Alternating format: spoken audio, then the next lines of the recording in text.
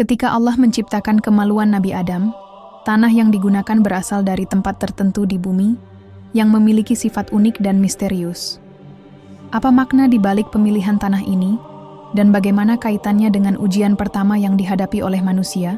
Temukan hikmah tersembunyi dari penciptaan bagian tubuh yang sering kali terlupakan, namun begitu penting dalam perjalanan hidup kita. Pada suatu ketika, saat Allah memutuskan untuk menciptakan manusia, Ia mengajak para malaikat untuk berdialog. Semua malaikat yang ada di hadapannya pun mendengarkan dengan penuh perhatian. Dialog ini dimulai dengan Allah yang menyampaikan niatnya untuk menciptakan makhluk yang baru, yaitu manusia. Dalam surat Al-Baqarah ayat 30, Allah berfirman, "Dan ingatlah, ketika Tuhanmu berkata kepada para malaikat, sesungguhnya aku akan menciptakan seorang khalifah di bumi. Mereka, para malaikat, berkata, mengapa engkau hendak menjadikan di bumi itu makhluk yang akan membuat kerusakan di dalamnya dan menumpahkan darah? Padahal kami senantiasa bertasbih dengan memujimu dan menyucikanmu." Allah berfirman, "Sesungguhnya aku mengetahui apa yang tidak kamu ketahui." Malaikat yang mendengar pernyataan ini tak bisa menahan rasa keheranan mereka. Dalam pemahaman mereka, bumi sudah cukup dengan keberadaan mereka yang senantiasa memuji dan menyucikan Allah. Apalagi yang bisa dilakukan oleh makhluk lain? Selain itu, mereka khawatir bahwa manusia yang akan diciptakan sebagai khalifah di bumi akan membawa kerusakan dan menumpahkan darah. Namun, Allah dengan bijaksana menjawab kekhawatiran tersebut. Dalam kebijaksanaannya, Allah menjelaskan bahwa Ia mengetahui segala sesuatu, bahkan apa yang tidak diketahui oleh malaikat. Manusia akan diciptakan bukan untuk membawa kerusakan semata, tetapi untuk menjadi khalifah yang dapat mengelola bumi dengan segala potensi dan tantangannya. Meskipun manusia memiliki potensi untuk berbuat kerusakan, mereka juga diberi kemampuan untuk berbuat baik dan menegakkan kebenaran. Para malaikat, meski awalnya ragu, akhirnya menerima keputusan Allah. Mereka memahami bahwa segala sesuatu yang diciptakan oleh Allah pasti memiliki tujuan yang baik. Dan begitu proses penciptaan dimulai, malaikat pun menyaksikan dengan kekaguman. Setelah itu, tugas berikutnya adalah pengambilan tanah untuk menciptakan manusia. Allah memerintahkan malaikat Israel untuk mengumpulkan tanah dari berbagai tempat di bumi. Israel pun melaksanakan perintah ini dengan penuh kehati-hatian. Tanah yang diambil berasal dari 7 tempat yang berbeda di bumi. Tanah dari setiap tempat ini memiliki sifat dan karakteristik yang berbeda, yang nantinya akan membentuk keanekaragaman dalam diri manusia. Tanah yang diambil dari tempat-tempat itu adalah tanah yang memiliki warna dan tekstur yang beragam, dari yang hitam, putih, merah, hingga yang berwarna kuning. Masing-masing jenis tanah ini memiliki karakteristik yang akan menentukan sifat-sifat yang ada pada diri manusia, mulai dari keberagaman fisik hingga karakter moral yang berbeda-beda. Hal ini menjadi dasar dari terciptanya berbagai bangsa dan suku yang berbeda dengan beragam bahasa, budaya, serta cara pandang terhadap kehidupan. Setelah tanah terkumpul, Allah mulai menciptakan tubuh manusia pertama, yaitu Nabi Adam. Proses penciptaan tubuh Nabi Adam dimulai dengan Allah yang membentuk tubuhnya dari tanah liat yang kering. Tanah ini kemudian dicampur dengan air hingga menjadi lumpur hitam. Dari campuran tanah dan air ini, Allah membentuk tubuh Nabi Adam dengan bentuk yang sempurna, dengan ukuran tinggi mencapai 60 hasta. Tubuh Nabi Adam pun dibentuk dengan sangat detail. Dengan setiap bagian tubuhnya diciptakan dengan begitu sempurna. Salah satu bagian tubuh pertama yang diciptakan adalah kepala. Kepala, sebagai bagian terpenting dari tubuh manusia, diberikan oleh Allah sebagai pusat bagi akal dan pemikiran. Inilah tempat di mana kehidupan intelektual manusia dimulai, tempat di mana pikiran, perasaan, dan keputusan berada. Allah menciptakan kepala Nabi Adam dengan penuh keindahan, dilengkapi dengan otak sebagai pusat kecerdasan, akal, dan daya nalar. Otak adalah organ yang tidak hanya berfungsi untuk mengontrol tubuh, tetapi juga sebagai alat untuk berpikir, merencanakan, dan membuat keputusan. Dengan otak yang Allah anugerahkan kepada Nabi Adam, manusia diberi kemampuan untuk berpikir secara rasional dan memahami berbagai hal yang ada di sekitar mereka. Akal menjadi salah satu anugerah terbesar yang membedakan manusia dari makhluk lainnya. Selain itu, Allah juga memberikan panca indera kepada Nabi Adam, yaitu penglihatan, pendengaran, penciuman, pengecapan, dan peraba. Semua panca indera ini diberikan agar manusia bisa merasakan dan memahami dunia sekitarnya. Dengan adanya panca indera, Nabi Adam bisa berinteraksi dengan alam dan makhluk lain yang ada di bumi. Melalui mata, Nabi Adam bisa melihat keindahan ciptaan Allah. Dengan telinga, ia bisa mendengar petunjuk dan wahyu darinya. Dengan hidung, ia bisa merasakan keharuman bunga dan udara segar. Dengan lidah, ia bisa merasakan rasa manis dan pahit. Dan dengan kulit, ia bisa merasakan suhu dan tekstur berbagai benda. Semua ini adalah anugerah Allah yang sangat besar, yang memberikan manusia kemampuan untuk menjalani kehidupan dengan penuh kesadaran. Proses penciptaan wajah Nabi Adam pun tak kalah mengagumkan. Wajah adalah bagian tubuh yang paling mencerminkan keindahan dan karakter seseorang. Allah menciptakan wajah Nabi Adam dengan sangat sempurna, menunjukkan bahwa manusia pertama ini memiliki segala potensi untuk hidup di dunia dengan penuh keindahan dan kebijaksanaan. Wajah Nabi Adam bukan hanya untuk memperindah penampilan luar, tetapi juga merupakan cerminan dari hati dan akal yang ada di dalam dirinya. Mata, sebagai bagian dari wajah, memiliki peran yang sangat penting. Allah menciptakan mata Nabi Adam untuk bisa melihat dunia di sekitarnya dengan jelas. Mata adalah jendela hati. Dan melalui mata, Nabi Adam dapat memahami keindahan alam semesta yang Allah ciptakan. Dengan mata, ia bisa melihat gunung-gunung yang menjulang, laut yang luas, langit yang cerah, dan segala sesuatu yang ada di bumi. Mata juga menjadi sarana bagi Nabi Adam untuk melihat tanda-tanda kebesaran Allah yang tersembunyi di setiap sudut dunia ini. Namun, lebih dari itu, mata Nabi Adam juga memiliki kemampuan luar biasa yang tidak dimiliki oleh makhluk lainnya. Nabi Adam bisa melihat hal-hal yang tidak dapat dilihat oleh jin dan malaikat. Ini adalah salah satu karunia khusus yang diberikan oleh Allah kepada Nabi Adam sebagai manusia pertama. Dengan kemampuan ini, Nabi Adam diberikan potensi untuk memahami dan mengelola dunia dengan cara yang lebih bijaksana. Apa yang dilihat oleh Nabi Adam bukan hanya yang tampak di permukaan, tetapi juga yang tersembunyi di baliknya, yang mungkin tidak dapat dilihat oleh makhluk lain. Inilah keistimewaan yang diberikan oleh Allah kepada manusia, sebagai makhluk yang diberi akal dan kemampuan untuk memahami kehidupan dengan lebih mendalam. Setelah wajah dan mata tercipta, Allah melanjutkan penciptaan bagian tubuh yang lainnya, yaitu telinga. Telinga adalah salah satu panca indera yang sangat penting, karena melalui telinga, Nabi Adam dapat mendengar suara-suara yang ada di sekitar dirinya. Allah menciptakan telinga Nabi Adam dengan sempurna, sebagai alat untuk mendengar wahyu dan petunjuk, kebenaran yang akan disampaikan olehnya. Telinga menjadi medium penting bagi komunikasi antara Allah dan Nabi Adam, serta antara Nabi Adam dengan makhluk lainnya di bumi. Kemampuan Nabi Adam untuk mendengar wahyu adalah salah satu aspek istimewa dalam penciptaan manusia. Wahyu adalah petunjuk hidup yang datang langsung dari Allah, yang memberikan arahan dan pedoman bagi umat manusia. Dengan telinga yang diciptakan oleh Allah, Nabi Adam dapat mendengar wahyu yang mengajarkan kebaikan, keadilan, dan cara hidup yang sesuai dengan kehendaknya. Telinga juga menjadi alat untuk menerima berbagai nasihat dan petunjuk yang datang dari para Rasul Allah, yang diutus untuk membimbing umat manusia. Namun, telinga tidak hanya berfungsi untuk mendengar wahyu. Nabi Adam juga diberikan kemampuan untuk mendengar tasbih dan pujian yang dilantunkan oleh makhluk-makhluk Allah lainnya. Seluruh alam semesta ini, dari langit hingga bumi, dari gunung hingga lautan, dari tumbuhan hingga hewan, semuanya memuji dan menyucikan Allah dengan cara mereka sendiri. Setiap ciptaan Allah memiliki bahasa dan cara tersendiri untuk mengungkapkan rasa syukur dan pengagungan terhadapnya. Nabi Adam, dengan telinga yang diberikan Allah, dapat mendengar tasbih makhluk-makhluk ini, meskipun mereka tidak bisa dilihat dengan mata manusia biasa. Ini merupakan keistimewaan yang menunjukkan betapa luasnya kemampuan yang diberikan oleh Allah kepada manusia. Dengan mendengar tasbih makhluk lainnya, Nabi Adam bisa merasakan kedekatannya dengan alam semesta dan memahami bahwa segala sesuatu yang ada di dunia ini adalah ciptaan Allah yang Maha Agung. Telinga, dalam hal ini menjadi lebih dari sekadar alat pendengar, tetapi juga sarana untuk merasakan kebesaran Allah di setiap sisi kehidupan.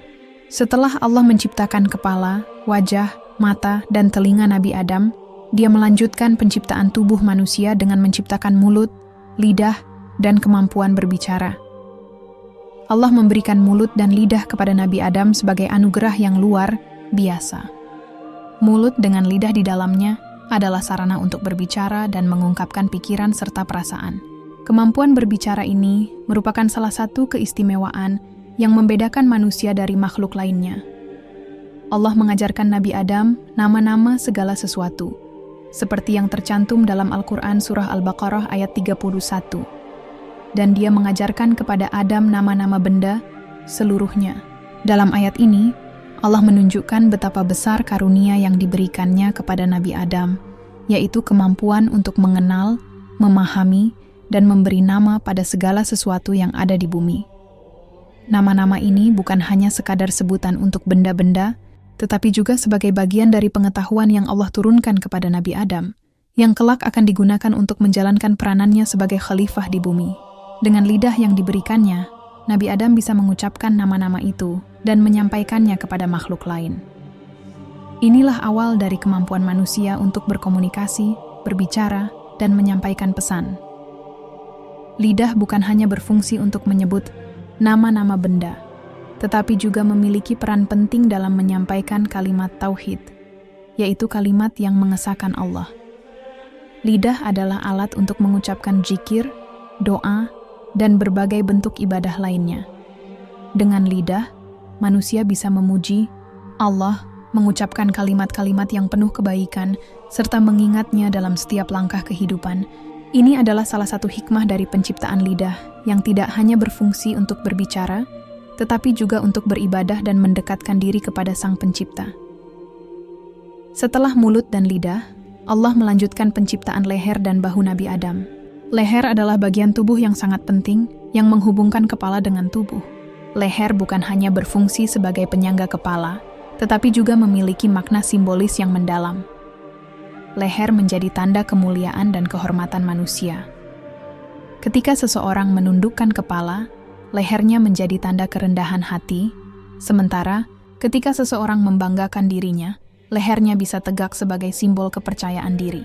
Leher Nabi Adam diciptakan oleh Allah sebagai bagian dari kesempurnaan tubuh yang menunjukkan bahwa manusia memiliki martabat dan kehormatan yang tinggi di hadapan Allah.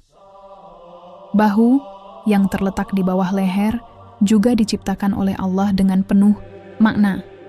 Bahu memiliki peran penting dalam tubuh manusia, yaitu sebagai tempat yang kuat untuk menopang tubuh bagian atas. Dalam hal ini, bahu Nabi Adam menjadi simbol kekuatan dan kemampuan untuk menanggung amanah yang akan diberikan oleh Allah kepada umat manusia. Sebagai khalifah di bumi, Nabi Adam diberikan tugas yang besar untuk mengelola bumi, menjaga keseimbangan alam, dan menjalankan perintah Allah. Bahu yang kuat ini menjadi tanda kesiapan Nabi Adam untuk menerima tugas-tugas besar itu. Setelah penciptaan, leher dan bahu, Allah melanjutkan penciptaan bagian tubuh yang sangat vital, yaitu tangan dan jari-jari. Tangan adalah alat yang sangat penting dalam kehidupan manusia. Dengan tangan, manusia dapat melakukan berbagai aktivitas, mulai dari bekerja, menciptakan, beribadah, hingga memberi dan menerima. Tangan Nabi Adam diciptakan oleh Allah untuk menjadi sarana bagi manusia dalam melaksanakan peranannya di dunia. Melalui tangan, Nabi Adam diberi kemampuan untuk berkarya, mengelola bumi, dan memenuhi kebutuhan hidupnya. Selain itu, tangan juga digunakan dalam ibadah, seperti dalam sholat, di mana tangan berfungsi untuk menggerakkan tubuh dalam gerakan yang penuh makna dan pengabdian. Dalam hal ini, tangan menjadi simbol kekuatan manusia untuk beribadah dan mendekatkan diri kepada Allah.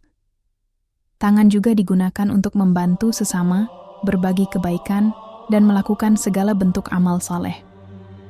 Namun, yang membuat penciptaan tangan ini semakin istimewa adalah jari jemari yang ada di tangan manusia. Allah menciptakan jari jemari dengan keunikan yang luar biasa. Jari jemari yang terdiri dari 5 jari ini tidak hanya memberikan manusia kemampuan untuk menggenggam, memegang, dan melakukan berbagai aktivitas, tetapi juga menjadi tanda kebesaran Allah, Setiap jari memiliki fungsi dan peranannya masing-masing yang saling melengkapi untuk menciptakan keseimbangan dalam kehidupan. Dengan jari jemari, manusia dapat menulis, mencipta, membangun, dan melakukan berbagai hal yang membawa manfaat bagi diri sendiri dan orang lain. Keunikan bentuk tangan dan jari jemari ini menunjukkan betapa Allah menciptakan setiap bagian tubuh manusia dengan penuh kebijaksanaan dan tujuan yang sangat dalam. Tangan dan jari jemari menjadi simbol kemampuan manusia untuk berinteraksi dengan dunia, berbuat baik, dan mewujudkan segala potensi yang ada dalam dirinya. Kemudian, salah satu bagian tubuh yang penting dan memiliki makna mendalam adalah dada. Dada, sebagai tempat di mana hati berada, tidak hanya berfungsi sebagai ruang bagi organ tubuh yang vital, tetapi juga menjadi simbol dari tempat iman dan keteguhan hati. Allah memberikan dada kepada Nabi Adam sebagai sarana untuk menyimpan kekuatan, batin, dan keteguhan dalam menjalani kehidupan. Dada adalah tempat bagi hati, yang menjadi pusat dari segala perasaan dan keyakinan. Hati sendiri merupakan organ yang tidak hanya penting dalam aspek fisik, tetapi juga memiliki dimensi spiritual yang sangat mendalam. Dalam Islam, hati memiliki kedudukan yang sangat istimewa. Hati adalah sumber dari segala tindakan baik atau buruk. Allah berfirman dalam Al-Quran bahwa dalam diri manusia, hati menjadi tempat untuk memutuskan apakah seseorang akan berjalan di jalan kebaikan atau malah jatuh ke dalam keburukan. Dalam sebuah hadis yang diriwayatkan oleh Imam Muslim, Nabi Muhammad SAW bersabda, "Sesungguhnya dalam tubuh ada segumpal darah, yang jika ia baik, maka baiklah seluruh tubuh, dan jika ia rusak, maka rusaklah seluruh tubuh. Itulah hati." HR Bukhari dan Muslim. Dengan hati yang bersih dan penuh iman, manusia bisa merasakan kedamaian, kebahagiaan, dan ketenangan, bahkan dalam menghadapi berbagai tantangan hidup. Sebaliknya, hati yang keras dan dipenuhi dengan kebencian serta kesombongan akan membawa seseorang kepada keburukan dan kehancuran. Oleh karena itu, Allah menciptakan hati sebagai pusat bagi segala sesuatu yang berhubungan dengan niat, perasaan, dan tindakan manusia, yang pada akhirnya menentukan arah hidup seseorang. Penciptaan punggung dan tulang belakang Nabi Adam juga sangat penting, karena bagian tubuh ini memiliki peran vital dalam mendukung tubuh manusia. Punggung, selain menjadi bagian dari tubuh yang menopang segala aktivitas, juga menjadi simbol dari tempat di mana manusia menanggung amanah kehidupan. Punggung menjadi tempat untuk menanggung beban hidup, mulai dari ujian kehidupan, tanggung jawab sebagai khalifah di bumi, hingga segala peran yang harus dijalankan oleh setiap individu. Allah menciptakan punggung yang kuat, yang memberi Nabi Adam daya tahan untuk menghadapi tantangan dan mengemban amanah sebagai pemimpin di bumi ini. Tulang belakang, yang terletak di sepanjang punggung, memiliki peran sebagai penopang tubuh manusia. Tanpa tulang belakang, tubuh manusia akan kehilangan kestabilan dan bentuk. Tulang belakang adalah struktur yang sangat penting, karena ia menghubungkan bagian atas dan bawah tubuh, dan memberikan kestabilan serta kekuatan dalam setiap gerakan yang dilakukan.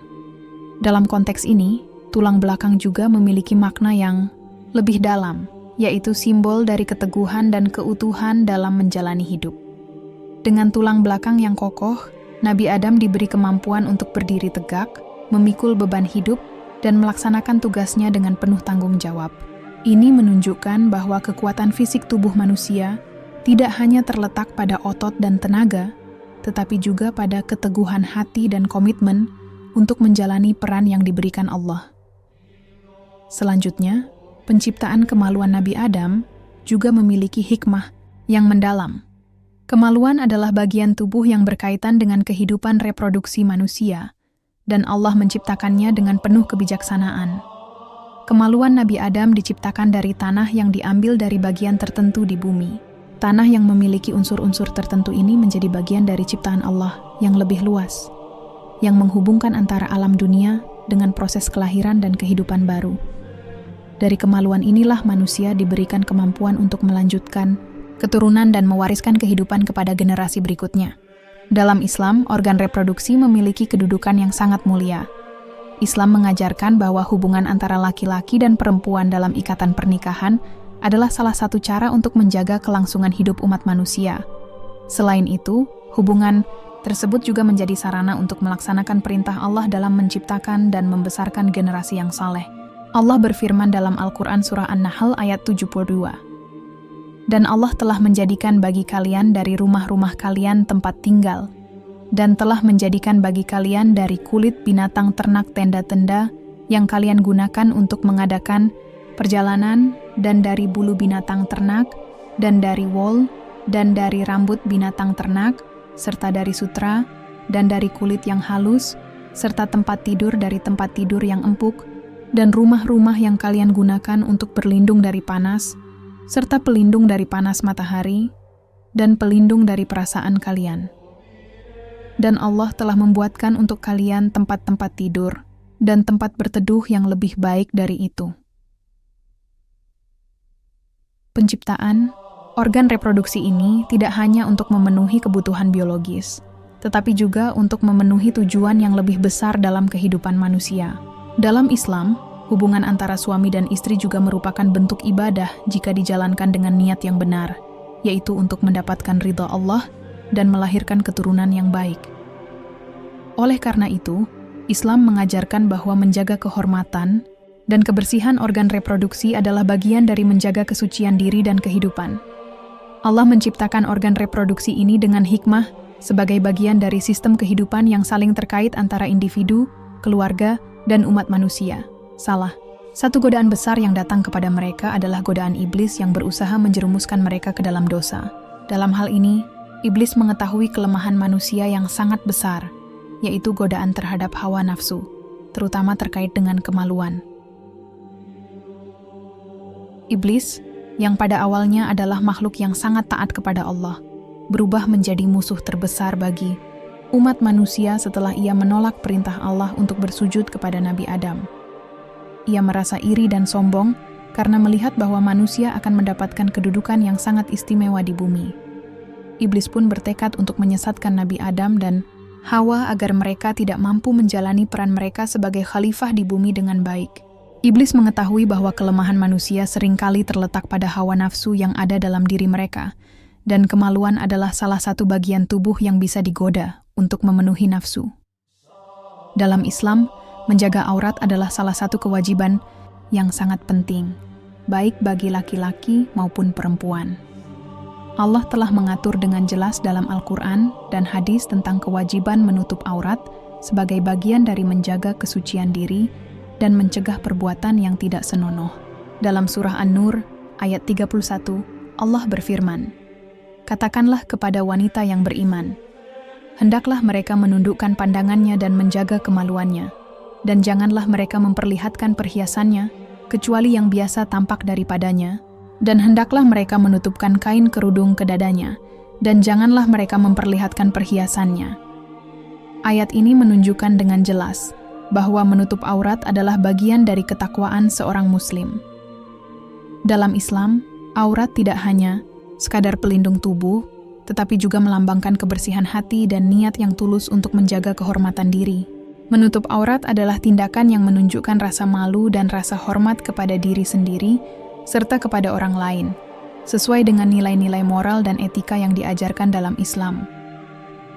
Kisah Nabi Adam dan Hawa yang auratnya terbuka setelah memakan buah terlarang juga mengajarkan kita tentang pentingnya menjaga diri dari godaan-godaan yang bisa merusak kemuliaan manusia. Iblis dengan liciknya berusaha mempermainkan hawa nafsu mereka, yang pada akhirnya mengarah pada pelanggaran perintah Allah. Godaan yang tampak sepele, seperti makan buah terlarang, memiliki dampak yang sangat besar, bukan hanya pada kehidupan mereka, tetapi juga pada seluruh umat manusia. Melalui penciptaan manusia dengan segala bentuk fisik dan hawa nafsu yang ada, Allah memberikan ujian-ujian dalam hidup untuk melihat siapa yang mampu menjaga diri dan siapa yang tergoda untuk melanggar batasannya. Allah telah memberikan petunjuk melalui wahyu-Nya agar umat manusia bisa menjaga kehormatan dan kesucian diri, serta menjauhi segala bentuk godaan yang dapat menjerumuskan mereka dalam dosa. Sebagai umat Islam, kita diajarkan untuk menjaga kesucian tubuh dan jiwa, menjaga pandangan, serta menjaga aurat dengan penuh kehati-hatian. Menutup aurat bukan hanya sekadar menutupi tubuh secara fisik, tetapi juga sebagai simbol untuk menjaga diri dari segala godaan yang dapat merusak kehormatan dan moralitas seseorang. Ini adalah bagian dari ujian hidup yang Allah berikan kepada setiap individu, untuk mengukur sejauh mana mereka mampu menjaga kesucian dan kehormatan diri dalam menjalani kehidupan sesuai dengan syariat Islam. Allah melanjutkan penciptaan tubuh Nabi Adam dengan bagian-bagian tubuh lainnya yang sangat penting dalam kehidupan manusia. Salah satu bagian tubuh yang diciptakan adalah paha dan kaki, yang memiliki makna mendalam tentang keteguhan, kekuatan, dan perjalanan hidup manusia. Paha, sebagai bagian tubuh yang terletak di bagian atas kaki, memiliki peran simbolis yang sangat penting. Paha adalah tempat di mana kekuatan fisik terkumpul, yang memungkinkan manusia untuk bergerak, berjalan, dan berdiri tegak. Dalam konteks penciptaan Nabi Adam, paha menjadi simbol keteguhan dan kekuatan yang diberikan oleh Allah kepada manusia. Dengan paha yang kuat, Nabi Adam diberi kemampuan untuk berjalan di bumi dan menjalankan amanah yang diberikan kepadanya. Paha ini menjadi simbol bahwa manusia tidak hanya diberi tubuh yang sempurna, tetapi juga diberi kekuatan untuk menjalani tugas hidupnya, menghadapi ujian, dan berjuang di jalan Allah. Kaki, sebagai alat yang digunakan untuk perjalanan, memiliki makna lebih lanjut dalam konteks kehidupan manusia. Kaki adalah bagian tubuh yang memungkinkan manusia untuk bergerak dari satu tempat ke tempat lainnya, menjalani berbagai perjalanan, dan menggapai tujuan hidupnya. Dalam kehidupan manusia, perjalanan tidak hanya bersifat fisik, tetapi juga spiritual. Kaki yang menapak di bumi mengingatkan kita akan asal-usul manusia yang berasal dari tanah. Allah menciptakan manusia dari tanah, dan kaki yang menapak di bumi adalah simbol dari hubungan manusia dengan bumi dan asal-usulnya. Kaki juga menjadi alat untuk berjihad, berjuang di jalan Allah, mencari ilmu, dan membantu sesama. Seperti halnya Nabi Adam yang diberikan kekuatan untuk berdiri tegak dan menjalani kehidupannya di bumi, manusia juga diberikan kekuatan untuk berjuang dan beraktivitas sesuai dengan kehendak Allah. Selanjutnya, Allah menciptakan betis dan telapak kaki yang memiliki fungsi yang sangat penting dalam menjaga keseimbangan tubuh manusia. Betis, sebagai bagian tubuh yang berada di bawah paha, menjadi penopang yang memberikan kekuatan agar tubuh manusia bisa berdiri tegak dan bergerak dengan lancar. Betis adalah bagian tubuh yang menahan beban tubuh bagian atas, dan tanpa betis yang kuat, tubuh manusia tidak akan mampu bergerak dengan baik.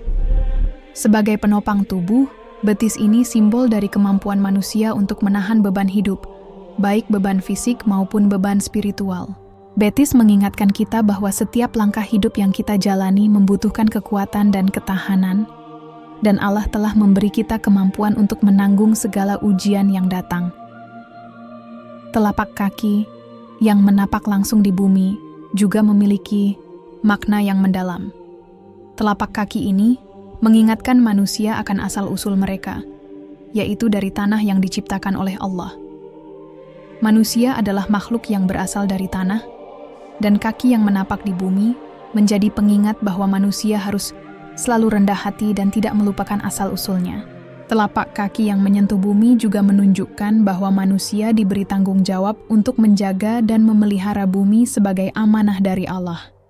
Dengan setiap langkah yang diambil, manusia harus senantiasa mengingat tujuan hidupnya, yaitu untuk beribadah kepada Allah dan menjalankan peranannya sebagai khalifah di bumi.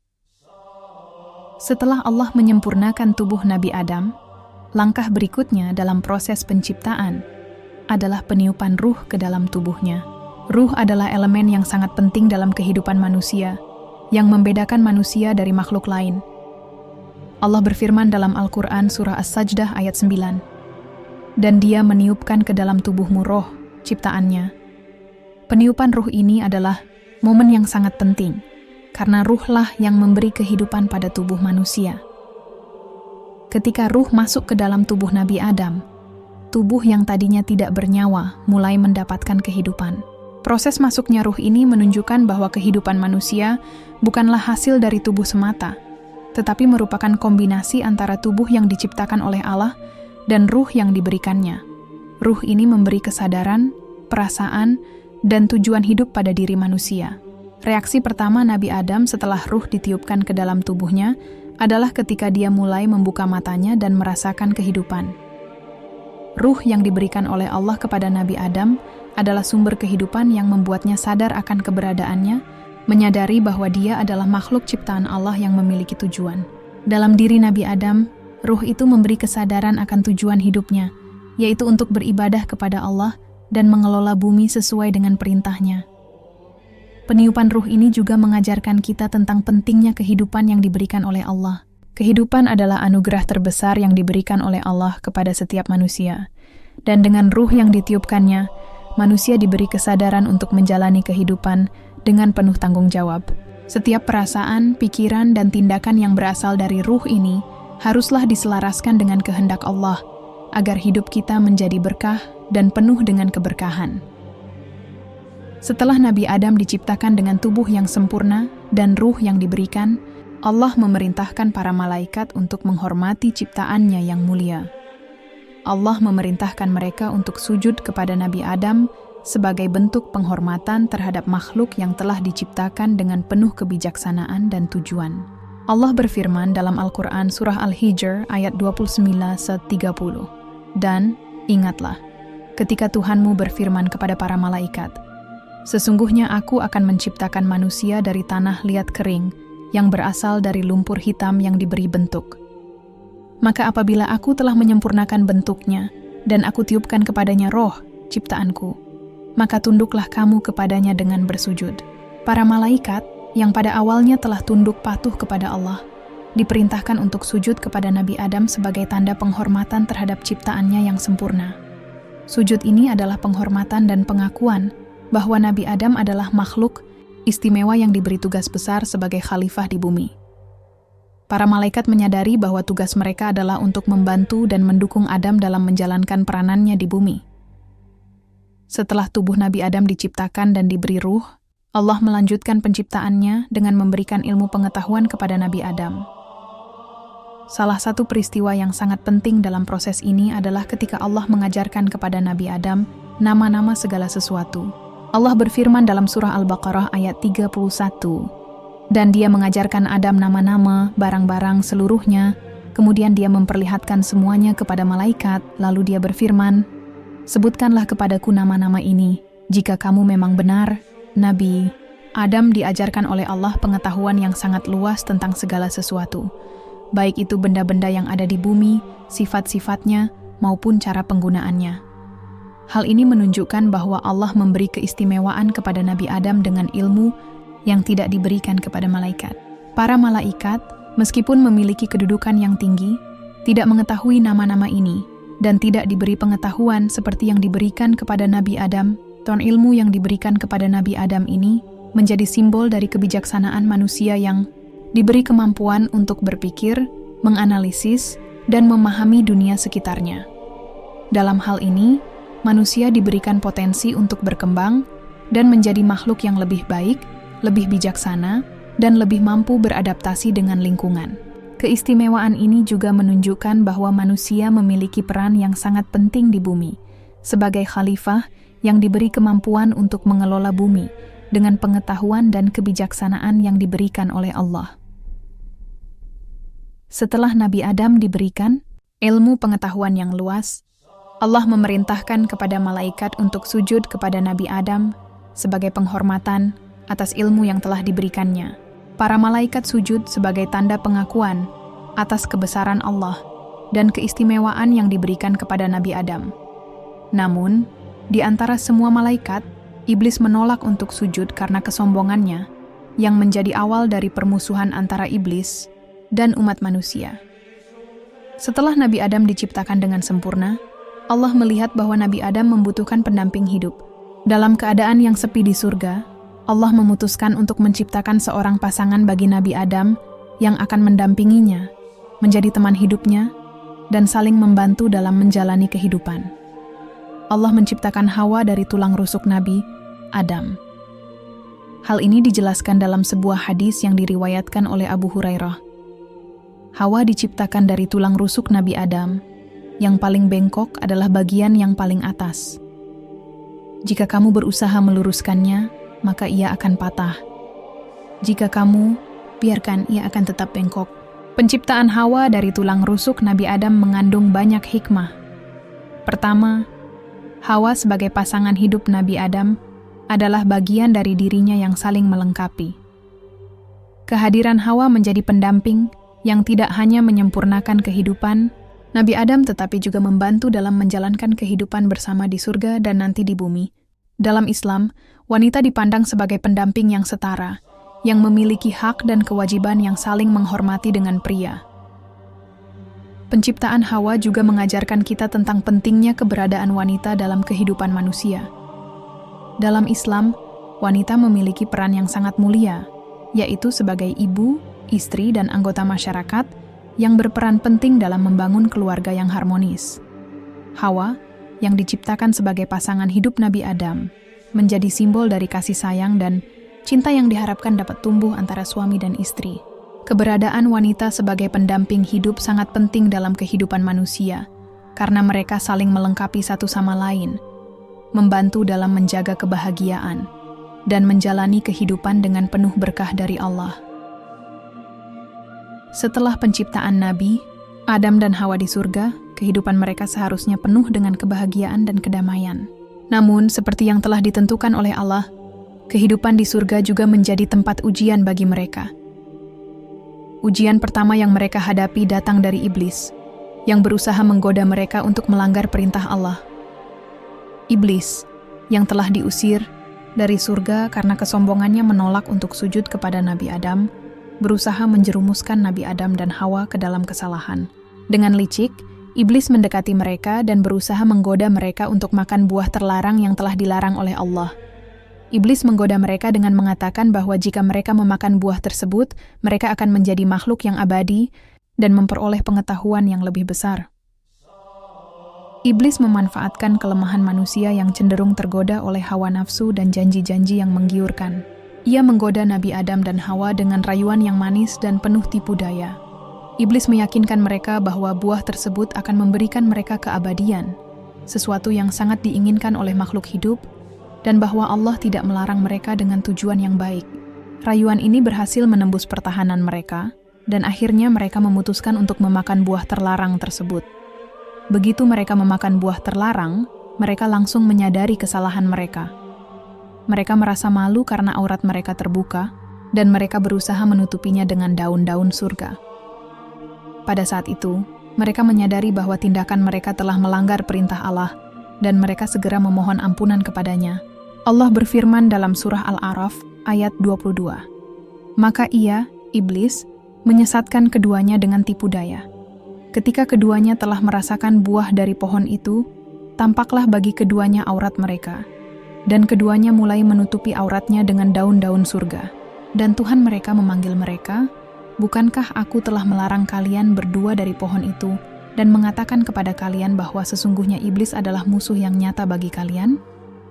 Penciptaan Hawa dan godaan iblis di surga menunjukkan bahwa setiap manusia, meskipun diciptakan dengan kebijaksanaan dan potensi yang besar, tetap akan menghadapi ujian dalam kehidupan mereka. Ujian pertama yang dihadapi oleh Nabi Adam dan Hawa adalah godaan terhadap hawa nafsu mereka, yang membawa mereka ke dalam dosa.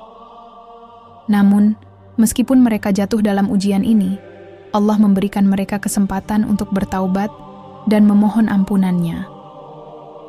Setelah kejadian di surga, di mana Nabi Adam dan Hawa melanggar perintah Allah dengan memakan buah terlarang, Allah menurunkan mereka ke bumi sebagai bagian dari takdirnya. Allah berfirman dalam Al-Quran surah Al-Baqarah ayat 36. Dan kami berfirman, "Turunlah kamu dari surga itu, sebagian kamu adalah musuh bagi sebagian yang lain. Dan di bumi ada tempat menetap bagi kamu, dan kenikmatan sampai waktu yang ditentukan." Kehidupan manusia di dunia dimulai sebagai ujian. Surga yang sebelumnya menjadi tempat tinggal bagi Nabi Adam dan Hawa, kini digantikan dengan bumi yang menjadi tempat mereka menjalani kehidupan penuh ujian. Bumi, dengan segala tantangannya, menjadi arena perjuangan bagi manusia untuk bertahan, hidup, menjalani tugas sebagai khalifah, dan menjalankan perintah Allah dengan penuh kesabaran dan keimanan. Bagi Nabi Adam, kehidupan di bumi adalah sebuah ujian berat yang harus dijalani dengan penuh ketabahan. Dikeluarkan dari surga yang penuh dengan kenikmatan, Nabi Adam harus berjuang keras untuk bertahan hidup. Allah memberikan kehidupan di bumi yang jauh lebih sulit, penuh dengan tantangan dan kesulitan. Untuk bertahan hidup, Nabi Adam harus bekerja keras untuk memenuhi kebutuhan hidupnya dan menjalani tugasnya sebagai manusia pertama di bumi. Di bumi, Nabi Adam mulai mempelajari cara bertani, berburu, dan mencari makanan untuk keluarganya.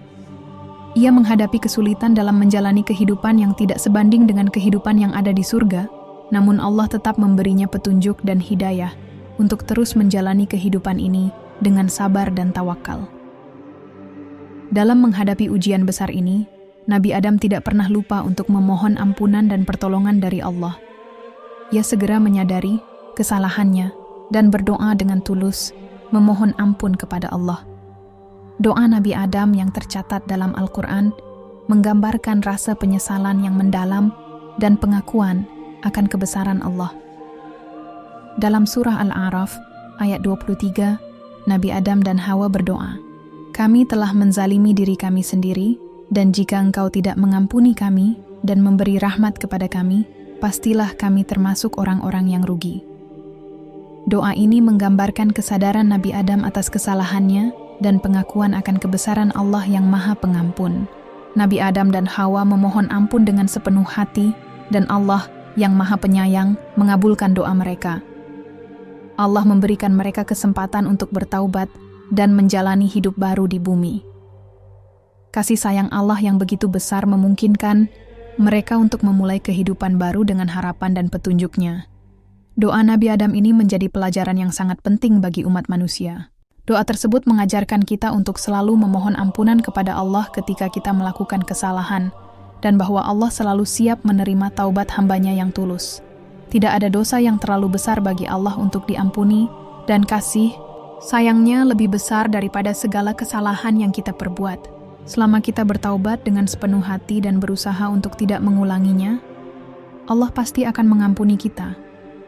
Setelah taubat diterima, kehidupan manusia di bumi dimulai dengan keturunan Nabi Adam.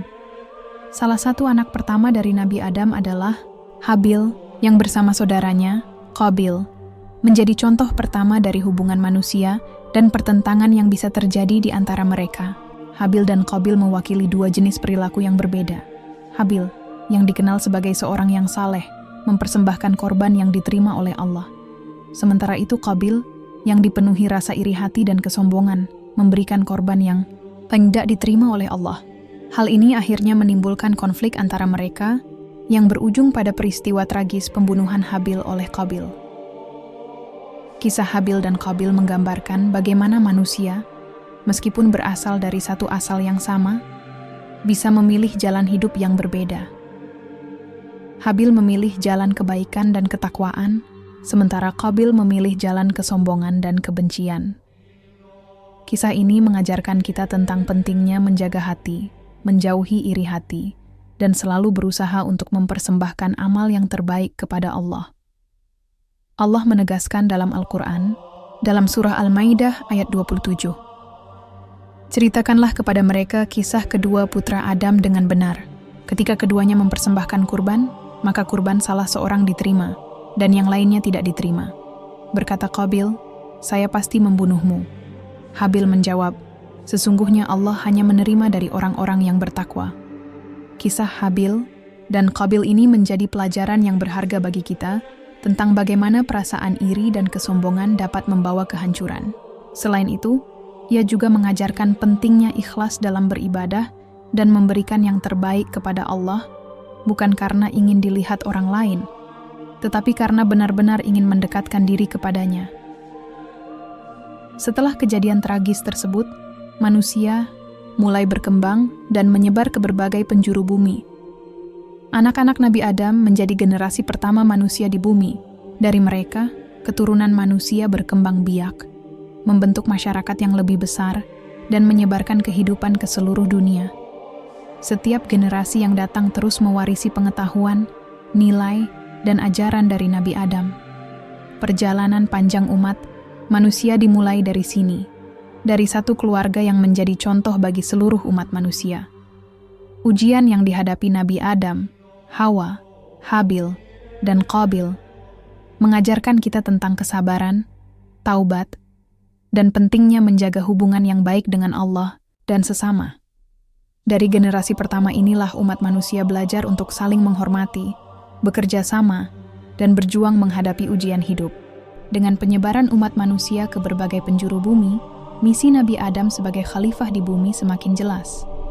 Sebagai makhluk yang diberi kebijaksanaan, manusia diberi tanggung jawab untuk mengelola bumi dengan adil dan bijaksana, untuk beribadah kepada Allah, dan untuk menjalani kehidupan yang penuh dengan amal kebaikan.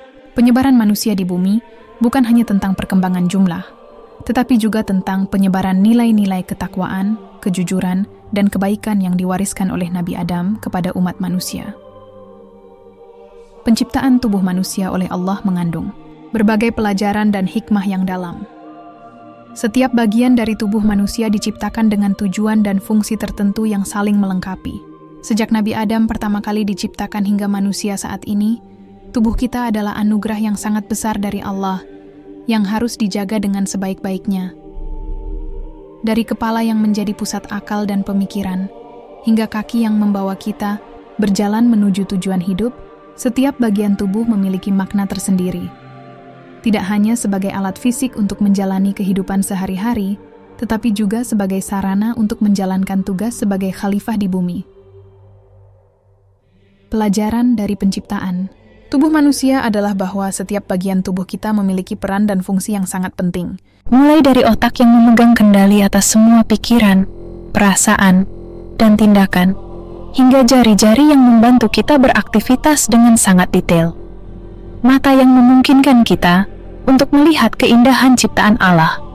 Telinga yang memungkinkan kita mendengarkan wahyu dan petunjuk hidup, serta mulut yang digunakan untuk berbicara kalimat-kalimat baik dan benar. Bahkan organ-organ dalam tubuh, seperti hati, paru-paru, ginjal, dan sebagainya, semuanya memiliki peran penting yang sangat terhubung satu sama lain dalam menjaga keseimbangan tubuh kita. Hikmah yang terkandung dalam penciptaan tubuh manusia, ini juga mengajarkan kita untuk menjaga kesehatan fisik kita. Tubuh adalah amanah dari Allah yang harus dirawat dan dijaga agar kita bisa menjalani kehidupan dengan baik, menjalankan kewajiban, dan beribadah kepadanya. Dalam banyak hadis, Rasulullah SAW bersabda tentang pentingnya menjaga tubuh dan kesehatan, karena tubuh yang sehat adalah sarana untuk beribadah dengan lebih optimal. Allah memberikan tubuh yang lengkap dengan berbagai fungsi, agar kita bisa menjalankan tugas sebagai hambanya dengan baik. Oleh karena itu, kita wajib menjaga tubuh ini agar tetap sehat, baik dengan menjaga pola makan, olahraga, istirahat yang cukup, maupun menjaga kebersihan. Namun, dalam perjalanan hidup, manusia tidak hanya dihadapkan pada tugas untuk menjaga tubuhnya, tetapi juga pada ujian-ujian dalam bentuk godaan yang datang dari luar. Salah satu ujian terbesar bagi manusia adalah godaan yang terus datang dari iblis. Iblis yang sudah bersumpah untuk menyesatkan umat manusia sejak zaman Nabi Adam hingga akhir zaman, tidak akan pernah berhenti untuk menggoda dan menipu umat manusia agar terjerumus dalam dosa. Godaan iblis yang tak pernah berhenti adalah kenyataan yang harus dihadapi setiap manusia sepanjang hidupnya. Iblis tidak hanya menggoda dalam bentuk godaan fisik atau materi, tetapi juga dalam bentuk gangguan mental, perasaan iri, sombong, atau marah. Iblis berusaha untuk merusak hubungan kita dengan Allah dan sesama. Setiap kali kita berusaha untuk mendekatkan diri kepada Allah, iblis akan terus menggoda kita dengan berbagai cara, baik itu dengan godaan duniawi, maupun dengan tipu daya yang menjerumuskan kita dalam perilaku yang tidak baik. Namun, meskipun iblis terus menggoda, Allah juga memberikan kita petunjuk dan perlindungan untuk menghadapinya. Allah mengajarkan kita untuk selalu berdoa, memohon perlindungannya dari godaan setan. Dalam Al-Quran, Allah berfirman dalam surah Al-Falaq dan An-Nas untuk berlindung dari kejahatan makhluknya yang terkutuk, termasuk iblis. Selain itu, Rasulullah SAW juga mengajarkan kita untuk memperbanyak zikir, membaca Al-Quran, dan menghindari tempat atau situasi yang dapat menjadi celah bagi godaan iblis. Salah satu doa yang sering kita baca untuk memohon perlindungan Allah dari godaan setan adalah doa yang diajarkan oleh Rasulullah yang berbunyi, Allahumma inni a'udzu bika minasy-syaitani wa syirkihi wa an aqra ma la yanfa. Ya Allah, aku berlindung kepadamu dari godaan setan dan syirik, serta dari membaca sesuatu yang tidak bermanfaat. Selain itu, penting bagi kita untuk menjaga iman dan keyakinan yang kuat, agar tidak mudah terpengaruh oleh rayuan dan tipu daya iblis. Iblis tidak bisa menguasai kita jika kita selalu ingat Allah dan menjaga hati kita tetap bersih dari segala macam perasaan buruk. Dengan terus berusaha menjaga diri dari godaan setan dan memperkuat hubungan kita dengan Allah, kita bisa terhindar dari jebakan-jebakan iblis yang bisa menjerumuskan kita ke dalam dosa. Selain menjaga diri dari godaan iblis, manusia juga memiliki tugas yang sangat penting sebagai khalifah di bumi. Allah menciptakan manusia bukan hanya untuk beribadah kepadanya, tetapi juga untuk menjadi pemimpin di bumi, mengelola sumber daya alam, dan menjaga keseimbangan kehidupan di dunia ini. Sebagai khalifah, kita memiliki tanggung jawab sosial dan spiritual yang sangat besar. Tanggung jawab sosial ini berarti kita harus peduli terhadap sesama, membantu yang membutuhkan, dan menjalankan tugas kita untuk menciptakan kedamaian di bumi. Sementara itu, tanggung jawab spiritual berarti kita harus selalu berusaha untuk mendekatkan diri kepada Allah, menjaga hubungan dengannya, dan berusaha hidup sesuai dengan ajarannya. Hubungan antara manusia dengan sesama juga sangat penting untuk dijaga. Dalam Islam, kita diajarkan untuk selalu menghormati hak-hak orang lain, menjaga keharmonisan dalam bermasyarakat, dan saling membantu dalam kebaikan. Tidak hanya hubungan dengan sesama manusia, hubungan kita dengan alam juga sangat penting. Allah menciptakan bumi dan segala isinya untuk kita kelola dengan bijaksana. Oleh karena itu, kita harus menjaga bumi ini dengan penuh tanggung jawab, merawatnya, dan tidak merusak alam yang telah Allah ciptakan. Kematian adalah bagian tak terelakkan dari kehidupan yang harus dihadapi setiap makhluk hidup. Meskipun kita tidak pernah tahu kapan dan bagaimana kematian akan datang, peringatan tentang kehidupan setelah mati selalu hadir dalam ajaran agama. Allah dalam Al-Quran berulang kali mengingatkan umat manusia tentang kematian sebagai suatu kenyataan yang pasti dan tentang kehidupan setelahnya sebagai tempat balasan dari amal perbuatan yang telah dilakukan selama hidup di dunia ini. Kehidupan setelah mati adalah kehidupan yang kekal, di mana setiap amal baik maupun buruk akan mendapat balasannya. Oleh karena itu, persiapan menghadapi kematian dan kehidupan akhirat sangat penting bagi setiap umat Islam. Peringatan akan kehidupan setelah mati dalam Islam merupakan sebuah nasihat yang berharga.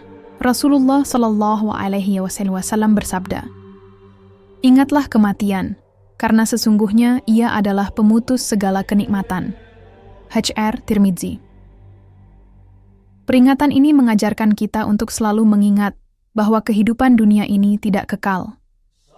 Semua kenikmatan yang kita nikmati di dunia hanya sementara, dan akan ada kehidupan setelah mati yang jauh lebih panjang dan lebih abadi. Mengingat kematian membuat kita lebih bijaksana dalam mengambil keputusan, lebih berhati-hati dalam bertindak, dan lebih menyadari bahwa setiap perbuatan kita akan dipertanggungjawabkan di hadapan Allah. Kehidupan setelah mati, dalam pandangan Islam dibagi menjadi dua tempat yang sangat berbeda, surga dan neraka. Surga adalah tempat yang penuh dengan kenikmatan abadi bagi orang-orang yang beriman dan beramal saleh, sedangkan neraka adalah tempat azab bagi mereka yang menolak kebenaran dan mengabaikan perintah Allah. Allah telah menjelaskan dalam Al-Quran bahwa kehidupan akhirat adalah kehidupan yang kekal, di mana setiap amal perbuatan selama hidup di dunia akan ditimbang. Allah berfirman dalam surah Al-Imran ayat 185, "Setiap yang bernyawa akan merasakan mati, dan hanya pada hari kiamatlah akan disempurnakan balasanmu. Barang siapa dijauhkan dari neraka dan dimasukkan ke dalam surga, maka sungguh dia telah beruntung." QS Ali Imran 185. Dengan pemahaman ini, kita harus sadar bahwa kehidupan dunia bukanlah tujuan akhir, melainkan hanya sebagai tempat persinggahan untuk mempersiapkan diri menuju kehidupan abadi yang lebih hakiki. Kematian adalah perjalanan yang akan membawa kita menuju kehidupan yang lebih panjang. yang akan dipenuhi dengan balasan dari setiap amal yang telah kita perbuat selama hidup di dunia. Pentingnya amal baik sebagai bekal akhirat tidak bisa disangkal lagi. Allah berfirman dalam Al-Quran dalam surah Al-Baqarah ayat 257. Wahai orang-orang yang beriman, nafkahkanlah sebagian dari rezeki yang kami berikan kepadamu, sebelum datang hari yang tidak ada lagi jual beli, persahabatan, dan syafaat. Orang-orang kafir itulah orang-orang yang zalim. Qiyas Al-Baqarah 247. Amal baik yang kita lakukan di dunia inilah yang akan menjadi bekal kita di akhirat kelak.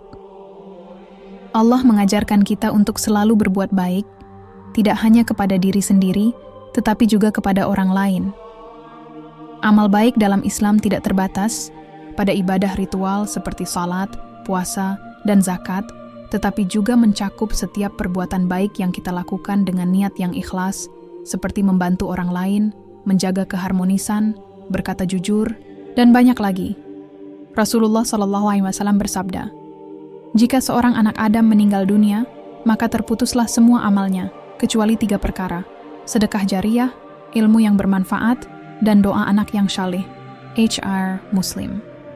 Dari hadits ini, kita belajar bahwa amal yang bisa terus mengalir pahalanya, bahkan setelah kita meninggal, adalah amal yang bermanfaat bagi orang lain. Sedekah jariyah, ilmu yang bermanfaat, dan doa anak yang saleh adalah 3 hal yang dapat memberikan pahala yang terus mengalir. Oleh karena itu, kita harus berusaha untuk meninggalkan warisan yang baik, seperti ilmu yang bermanfaat bagi umat, amal jariyah yang dapat terus mengalirkan pahala, dan mendidik anak-anak kita agar menjadi pribadi yang saleh dan dapat mendoakan kita setelah meninggal. Selain itu, setiap amal baik yang kita lakukan di dunia akan dihitung dan dipertimbangkan oleh Allah dalam kehidupan akhirat. Allah berfirman dalam surah Al-Zalzalah ayat 7-8. Barang siapa yang mengerjakan kebaikan seberat zarrah pun, niscaya dia akan melihat balasannya. Qiyas Al-Zalzalah 7-8. Dalam kehidupan ini, kita sering merasa bahwa amal baik kita terlalu kecil atau tidak signifikan. Namun, Allah mengingatkan kita bahwa setiap amal, sekecil apapun itu, akan dihitung. Tidak ada amal yang sia-sia di sisi Allah. Bahkan, senyuman yang kita berikan kepada orang lain atau kata-kata yang baik yang kita ucapkan bisa menjadi amal yang berat di sisinya. Selain amal perbuatan, niat juga sangat menentukan dalam setiap ibadah yang kita lakukan. Seperti yang diajarkan dalam hadis yang diriwayatkan oleh Umar bin Khattab, sesungguhnya amal itu tergantung pada niatnya, dan setiap orang akan mendapatkan sesuai dengan apa yang ia niatkan. HR, Bukhari dan Muslim. Niat yang ikhlas dalam beramal akan menjadi bekal kita yang paling berharga di akhirat. Oleh karena itu, kita harus selalu berusaha memperbaiki niat dalam setiap perbuatan yang kita lakukan, baik dalam ibadah maupun dalam kehidupan sehari-hari. Persiapan untuk menghadapi kematian dan kehidupan setelahnya bukan hanya soal mempersiapkan amal baik, tetapi juga mempersiapkan hati dan pikiran kita untuk selalu siap menghadapi segala yang akan datang.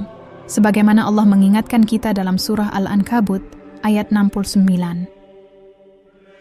Dan orang-orang yang berjuang untuk kami, benar-benar kami akan tunjukkan kepada mereka jalan-jalan kami. Dan sesungguhnya Allah beserta orang-orang yang berbuat baik. QS Al-Ankabut 69. Kita harus selalu berusaha untuk meningkatkan kualitas amal dan memperbaiki hubungan kita dengan Allah. Setiap langkah yang kita ambil dalam hidup ini haruslah dilandasi dengan niat untuk mendapatkan ridha-Nya, agar kelak kita bisa mendapatkan balasan yang terbaik di akhirat.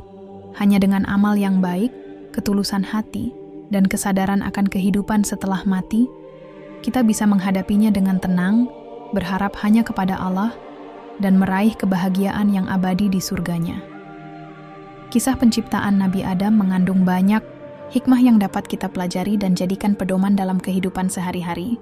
Dalam Islam, penciptaan Nabi Adam bukan hanya sekedar awal mula sejarah manusia, tetapi juga merupakan pelajaran penting tentang tujuan hidup, ujian, dan hubungan manusia dengan Allah.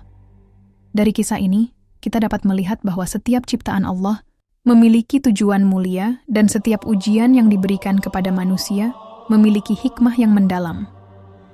Allah menciptakan manusia dengan tujuan mulia.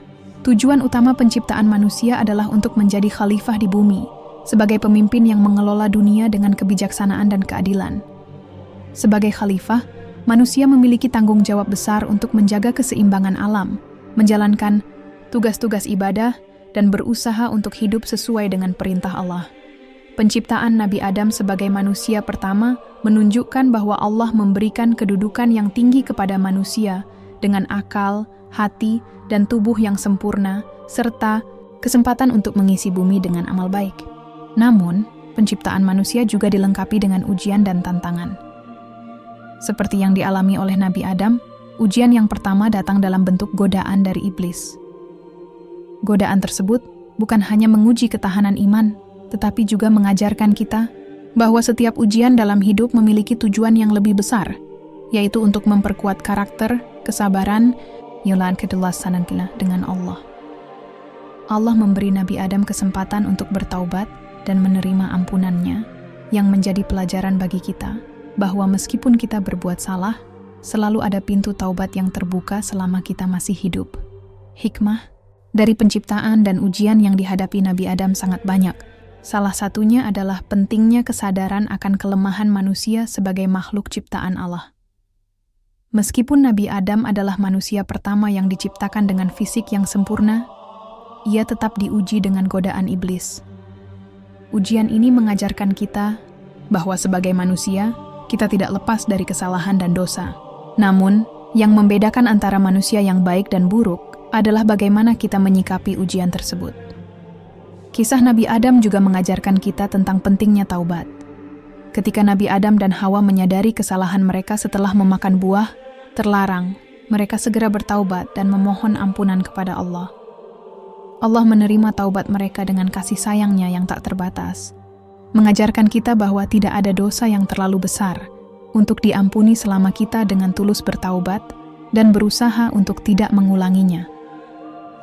Selain itu, kesabaran dan keteguhan hati juga menjadi pelajaran yang penting dari kisah ini. Nabi Adam dihadapkan pada godaan yang berat, namun ia belajar dari kesalahannya dan kembali mendekatkan diri kepada Allah. Dalam hidup, kita juga akan menghadapi berbagai ujian dan cobaan. Sebagaimana Nabi Adam yang akhirnya diampuni dan diberikan kesempatan untuk menjadi bapa dari seluruh umat manusia, kita pun diberi kesempatan oleh Allah untuk memperbaiki diri dan berusaha menjadi lebih baik setiap harinya. Kisah ini juga menekankan bahwa setiap ujian dan cobaan dalam hidup memiliki hikmah yang besar. Dalam setiap cobaan, kita diajak untuk lebih mendekatkan diri kepada Allah, memperbaiki diri, dan menjalani hidup dengan lebih bijaksana. Allah memberi ujian bukan untuk menyiksa hambanya, tetapi untuk menguji keteguhan iman dan kesungguhan kita dalam menjalani hidup sesuai dengan petunjuk-Nya. Pada akhirnya, kisah Nabi Adam memberikan kita pelajaran besar tentang tujuan hidup yang mulia, pentingnya taubat, kesabaran, dan keteguhan hati dalam menghadapi segala ujian. Dengan selalu mengingat Allah, berusaha berbuat baik, menjaga hubungan baik dengan sesama, dan terus berusaha menjadi pribadi yang lebih baik, kita dapat mempersiapkan diri untuk kehidupan yang lebih baik, baik di dunia maupun di akhirat. Allah menciptakan manusia dengan tujuan yang sangat mulia, yaitu untuk menjadi khalifah yang menjaga bumi, menjalankan perintah-Nya, dan mengabdi kepadanya. Penciptaan dan ujian yang dihadapi Nabi Adam mengajarkan kita bahwa hidup ini penuh dengan tantangan dan ujian. Namun dengan kesabaran, taubat, dan keteguhan hati, kita bisa melewati segala rintangan tersebut dan meraih kebahagiaan yang abadi di akhirat